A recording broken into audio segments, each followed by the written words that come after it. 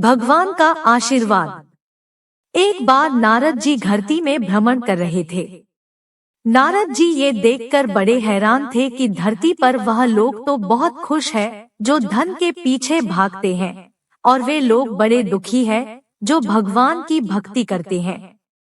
इस विचार से ग्रस्त नारद जी काफी परेशान हो गए, और जब उनसे रहा नहीं गया तो वह सीधे पहुँचे बैकुंठ धाम इस प्रश्न का समाधान पाने के लिए भगवान विष्णु के पास।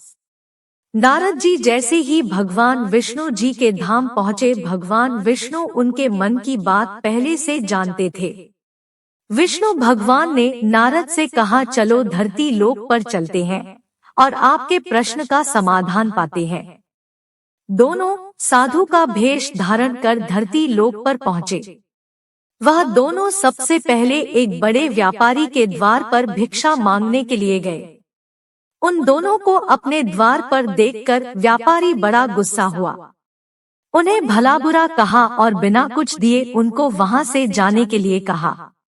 जाते जाते साधु के रूप में भगवान विष्णु ने उसे आशीर्वाद दिया कि तुम्हें और भी ज्यादा धन मिले। नारद जी को यह देखकर बड़ा आश्चर्य हुआ, लेकिन वह कुछ नहीं बोले और भगवान विष्णु के साथ चलते रहे।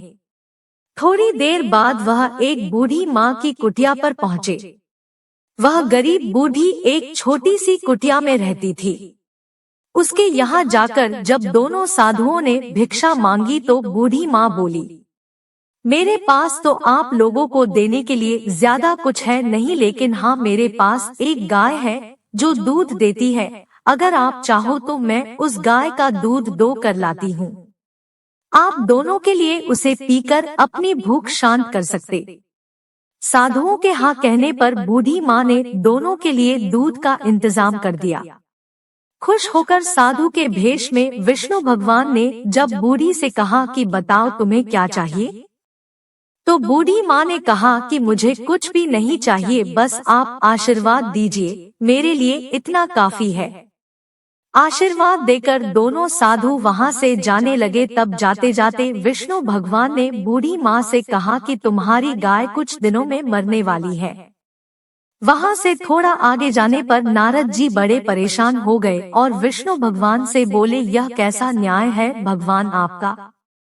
जिस व्यापारी ने हमारा इतना अपमान किया, हमें गालियां दी, आपने उसे और ज्यादा धन पाने का आशीर्वाद दिया, और इस बूढ़ी माँ को जिसने हमारी इतनी सेवा की, हमारे लिए दूध की व्यवस्था की, उसे आप कहते हैं कि उसकी गाय जो कि उसके जीवन का आखिरी सहारा है वह भी मर जाएगी, ऐसा क्यों?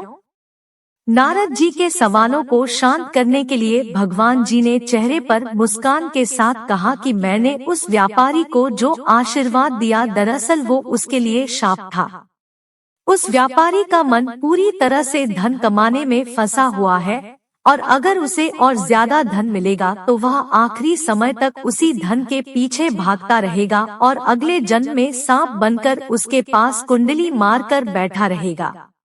और रही उस बूढ़ी माँ की बात, तो कुछ बूढ़ी माँ का पूरा ध्यान अच्छे कामों में और भगवान भक्ति में था। हाँ, सिर्फ थोड़ा सा मन उसका उस गाय में अटका हुआ था, और वह अपने आखिरी समय में उस गाय के मोह में यह चिंता करती रहती कि उसके जाने के बाद इस गाय का क्या होगा, क्या कोई उसे हानि पहुँचाएगा या मार डालेगा, और वह पूरी तरह से मुक्त नहीं हो पाती। बस यही कारण था कि मैं चाहता हूँ कि आखिरी समय में उसका ध्यान पूरी तरह मेरी तरफ रहे, ना कि इस गाय की तरफ। भगवान विष्णु के समझाने के बाद और इस पूरी घटना के बाद नारद जी का मन पूरी तरह से शांत हो गया और वह खुशी खुशी स्वर्ग लोक लौट गए। दोस्तों, छोटी सी ये कहानी हमें कहती है कि हमें अपना जीवन अच्छे कामों में समर्पित करना चाहिए, ताकि अंत के समय में भी हम अच्छे कामों के बारे में सोचें और भगवान के बारे में सोचें और इस जन्म मरण के बंधन से मुक्त हो सके। ऐसी ही और कहानियों के लिए हमारे चैनल को सब्सक्राइब करें और बेल आइकॉन को जरूर दबाएं, ताकि आने वाली वीडियो के नोटिफिकेशन आपको समय पर मिल जाए। अंत में एक बार फिर से आपका बहुत बहुत धन्यवाद।